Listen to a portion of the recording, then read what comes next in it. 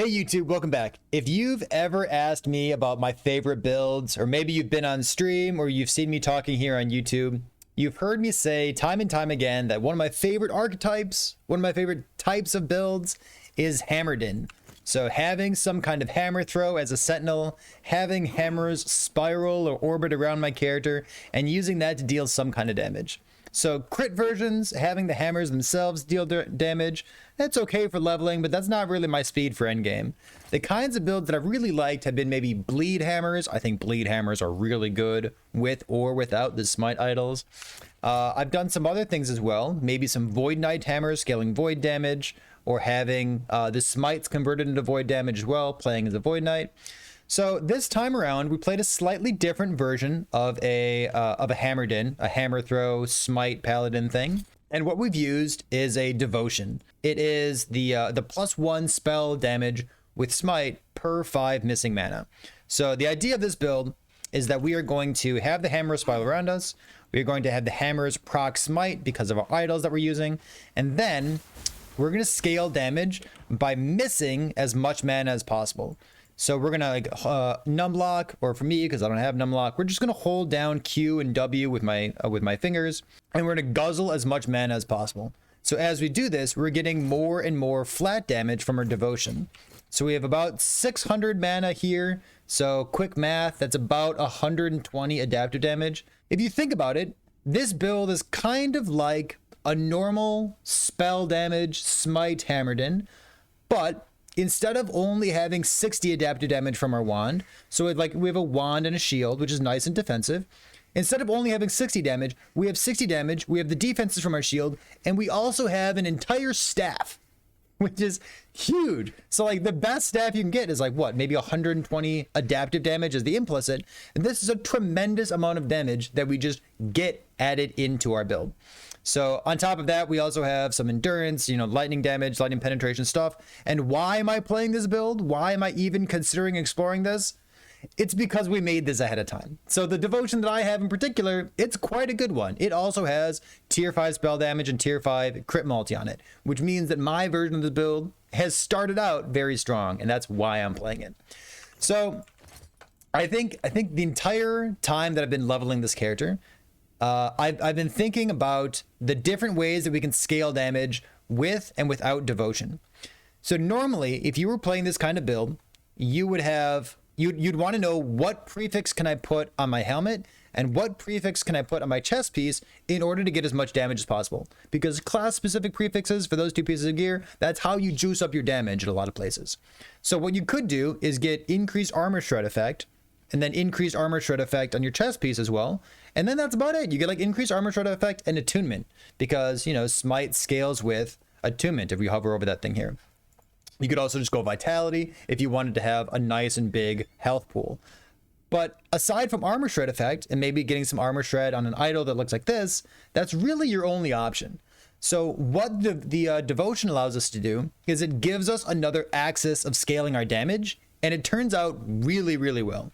So instead of attunement only giving us % increased damage, it's also giving us mana. So if we hover over attunement and we say that every 1 point of attunement gives us 2%, or gives us 2 flat mana. So we're not playing a void knight, we're not dual wielding, we're not using an offhand weapon. We get to be tanky with a Bastion of Honor. If you didn't have this, you'd use something else. Probably just use like an iron glass shield that has as much block chance and block effect as possible. But when you're playing, a high-end build, if you're playing a build for more than a couple days, you're playing for more than just a week or two, you'll want to farm up a Bastion and you want to slap it on, because Bastion in its current state is just messed up with how tanky it makes you. It has not only life, but it also has a maximum block chance, and it also has damage reduction on it for some reason. And it also gives you ways to scale defense in other ways that you wouldn't normally have. So for example, from the Age of Winter, from Heorot, the Empowered Blessing, it goes all the way up to 800 block effect. And then block effect is % damage reduction when you have maximum block chance. So this is all pretty good, right? So why is this build so much fun? It has incredible clear speed. We have like the hammers that we can wind up around ourselves, and then we can kind of zip through a map, or maybe even use lunge like this. We have smite that is hitting additional targets. So if smite hits one target here and one target here, the extra lightning bolts can hit the other target, which means that if you walk into a big pack of enemies, the big pack of enemies is going to get one shot. If you hate diamond matrons and you want to one-shot diamond matrons over and over, this is the perfect build for you. It is so easy to clear maps like this. So then on the flip side of things, what do we do for a single target? So for any kind of boss, we can just like wind up our build by, you know, before we engage the boss, before we proc the Shade of Erebus, we can guzzle all of our mana. We can wind up a couple of hammers here. We'll wait for just a second. We'll wait for just a couple seconds. And all of a sudden our damage is, you know, between maybe 400k or 500k for the smites that we're dealing. So we have like pretty big smite crit numbers going off, depending on our Holy Aura being up, our mana being as low as possible, even considering negative, and then having the buffs and the attack speed from Volatile Reversal with enemies taking increased damage, stuff like that.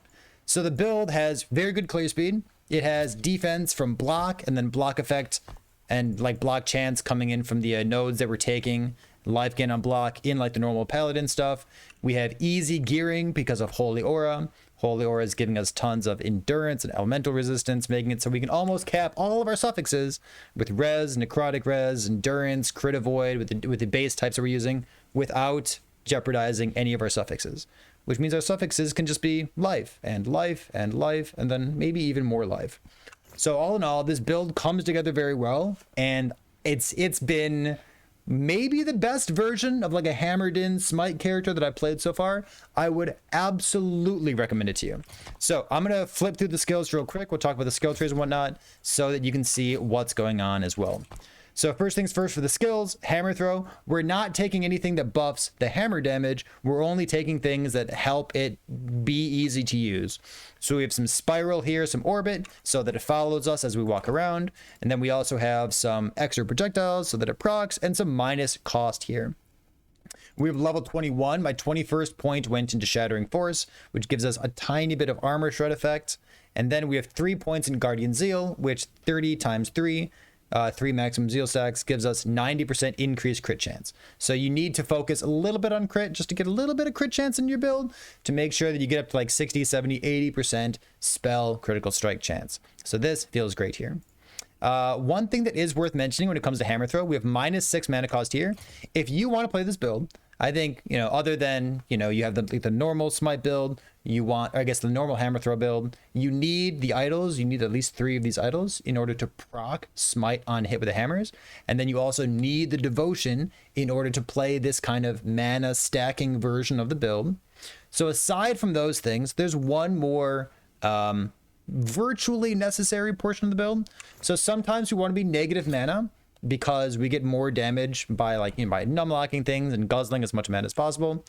We do need some exalted rings, and we need rings that not only have the normal -3 mana cost, but we need a -5 and a -4. So we need to have -9 total on our rings in order to have a 0 mana cost on our hammer throw, so that even if we're negative mana, we don't stutter step, so that we don't miss any casts, so that we can continue attacking even when we are intentionally negative on our mana.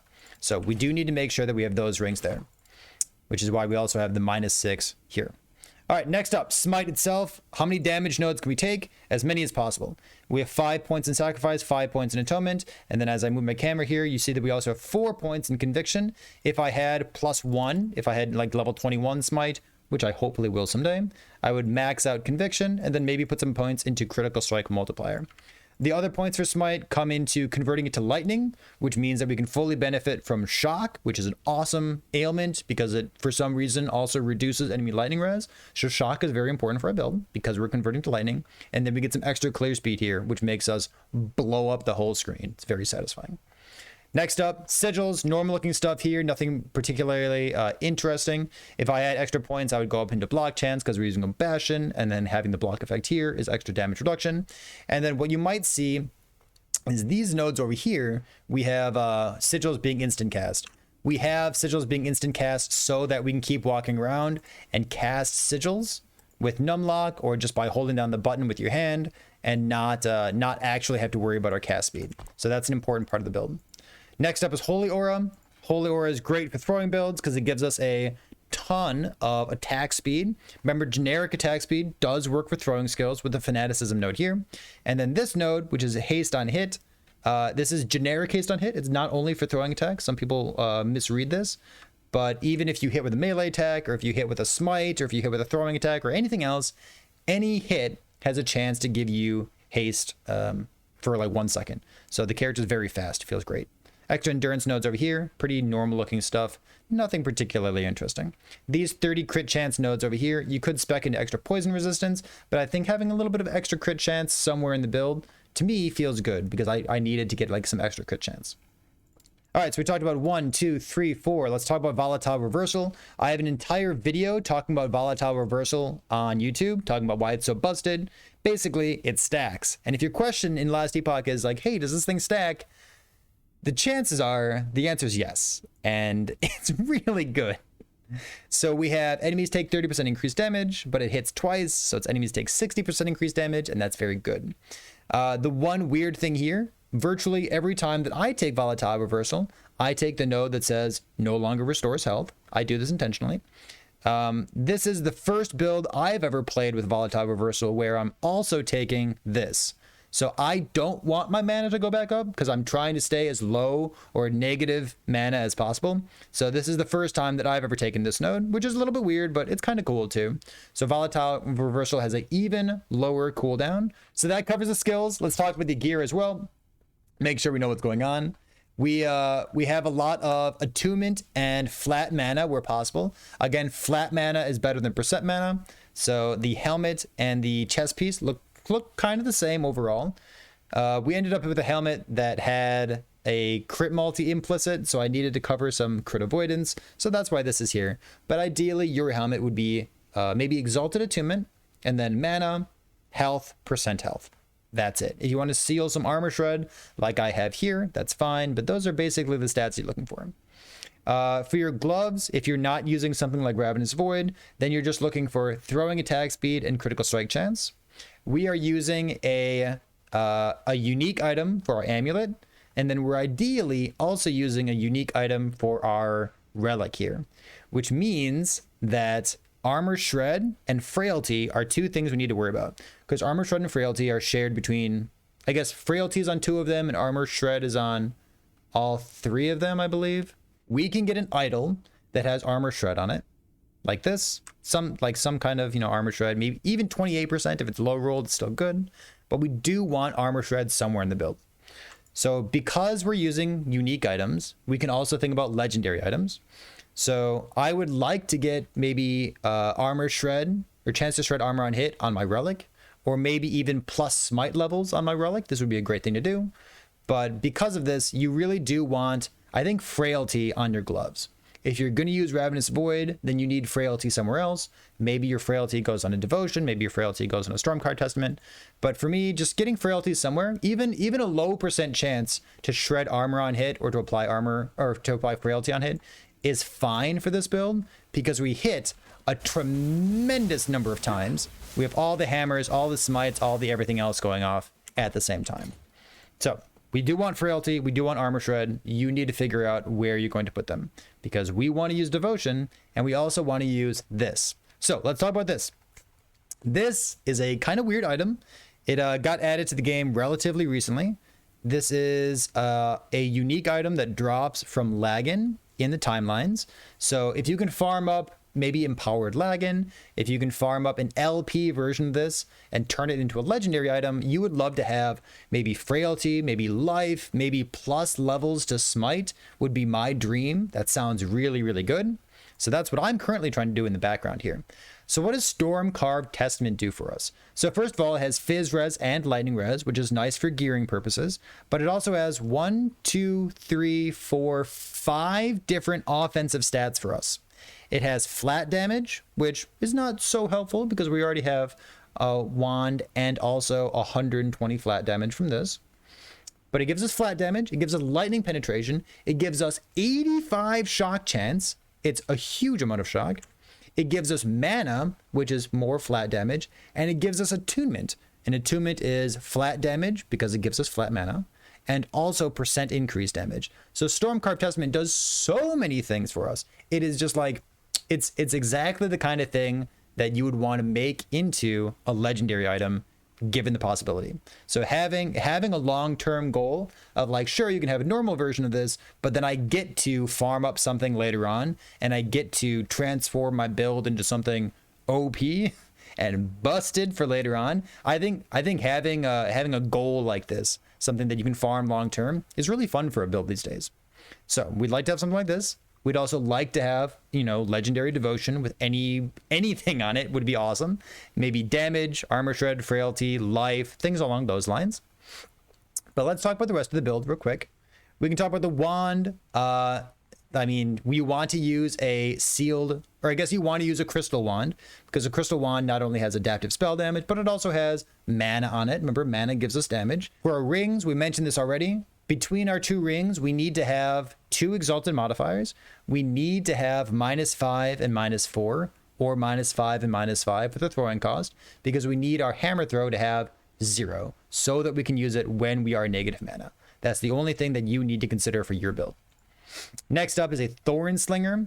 A normal belt would be just fine. Anything with like percent life and hybrid life as the 2 suffixes. You could use flat life and hybrid life. You could try to seal something, but we're trying to get as much life as possible onto our belt. If you want to be fancy, like I am, you could try to get a 2 or 3 LP Thorn Slinger. You could try to get percent life, hybrid life, flat life, maybe a cleanse belt, because I actually don't have cleanse in my build right now. You could even try to get damage on your belt. So really, the sky is the limit when you're looking at unique items and trying to figure out, hey, do I want to try to transform this into something that I can put into my build long term? So there's a lot of cool options. I'm using this because it gives throwing speed, movement speed, and +1 to hammer throw. And then that +1 is what I'm using for hammer throw, just for an extra 20% armor shred chance, because I think that's a really cool thing to include in a build like this. The boots are very boring. Movement speed, vitality, health, hybrid health, whatever you can fit on it. Yeah, that's about the end of that. For the idols, I would say I wouldn't bother playing a smite version of hammers unless I had 3 of these idols, hopefully well rolled. The chance to cast smite when you hit with throwing attacks, it's kind of uncommon. It's like borderline rare, but you'll find enough of them as you level up and as you play these characters. So putting these on your loot filter early, making sure that you have them visible to yourself. If you have 3 of them, but they're only rolled at 4% chance to hit or to cast smite when hit, 4 times 3 is 12. That's a little bit low. Maybe you won't like that, but if you have a 7 or 8% chance to cast smite when you hit, and you have 3 of those, yeah, this build is absolutely playable for you. You'll want more. You'll want to get some 9s, some 8s. You'll want to get one that has armor shred on hits, maybe something that has a nice life suffix. Or if you end up using a bastion like me, maybe you can find something with a suffix of block effect. Because remember, block effect, when you're using a bastion, is damage reduction, which is crazy. And oh my goodness, that's so strong. So that about does it. We talked about the gear, the skills, the idols. Let's cover the mastery real quick as well. Hopefully nothing here is particularly interesting, because it's pretty much just like a paladin. We're taking all the good nodes. We have some vitality, reduced damage taken from nearby enemies with some cooldown recovery speed for lunge and some extra life. I like putting 1 point into these block effect, block chance nodes, because I know that even like the 1 point here, it gives you 2% block chance. If I'm not within the Bastion of Honor range, I only have 25% block chance. And going from 25 to 27 or 27 to 31, something like that, even when I'm not in range, I kind of like those 1 pointers, but you can play with that if you'd like to. We're using Volatile Reversal in the Void Knight skill tree. So we have 5 points into Void Res, Fizz Res, and some health, just to get to the point where we can spec into Volatile Reversal as well. For the Paladin skill tree, it's a lot of life and not too much else. We have a lot of options for clicking on things like Attunement or Elemental Resistance, but I think this node here maybe doesn't quite do enough. I do like having all the lightning damage, lightning penetration. This feels great. We have 1 point and then 10 in Heaven Fire. This is a lot of adaptive damage. We have a staff already because of devotion, because it gives us so much, but I think these adaptive damage nodes are going to be worth it overall. So this is a good place to be. We have 10 points into life. This is 15 life per point. 150 is great. Some necrotic resistance. You could try to use this as well. This would be like increased healing effect and damage if you healed yourself, and your smite is healing you. So anytime that you're standing next to an enemy, you are getting healed constantly because you're proccing your smite so often, and your smite is healing you, and it makes you not need leech for a very long time. So just standing on top of an enemy, cosplaying like you're like a melee build, gives you a ton of survivability because of all those smites and all that healing going off at the same time. So you could try to work this into the build. I ended up not using it. Next up, we have some armor while using a shield and 1 point into health gain on block. Health gain on block is obviously very good if you're using a Bastion because you have a 100% block chance. Couple points into crit avoidance, couple points into life here because I'm cheesing and trying to get over that 3100 mark because I want to be nice and tanky. It's worth noting that if you are using a Ravenous Void, obviously you want as little endurance threshold as possible. So for you people out there who are lucky enough to have a Ravenous Void, just do not take these endurance threshold points because they make life just a little bit awkward for you. So just don't take those. In terms of damage, our next big point is Holy Precision. Spell crit chance is excellent, and then crit multi with lightning skills. Remember, we want to turn smite into a lightning skill so that we benefit from this. It's great. We have Reverence and Duality, 24% health, 24% damage is awesome for the build. The mana even helps as well because we're using Devotion. We want a lot of maximum mana so that we can guzzle all of it and be at negative. And then our last couple points here are a couple percent increased lightning damage and some movement speed so that we can run through monoliths and not have a care in the world. So that about does it. The current project that we have for this build is trying to kill Lagan as many times as possible. We're currently at about 250 corruption in hardcore, and we are working on trying to get like maybe 1 LP, maybe 2 LP, so that I can put smite on this, or frailty on this, or life, or crit multi, or something. I'd like to have some kind of spice on my Stormcarved Testament, but that's the current project that I'm working on. This character's been a ton of fun. I know there's a lot of versions of Hammerden and Hammer Smite stuff out there. There's VK Turbo Smite, there's Devotion builds, there's people using Call Navars, but honestly, I've played a lot of builds. I've played a lot of different kinds of hammer builds. This might be my new favorite one. I still have a soft spot for bleed hammers. I think bleed hammers is like kind of underrated. I think it's really good, and I like ailment builds. But if you like crit and you want like more ways of scaling your damage, this build has absolutely overperformed, and it's done so much damage that I can't stop playing it. So if you have questions, you can always leave those in the comments here on YouTube, or you can drop by Twitch at twitch.tv/ParryThePig. Ask questions there, maybe see the build or bring your own variations of it, because I would love to see it. So that's about it. Thanks for being here. Hope this helps you, and I'll see you next time.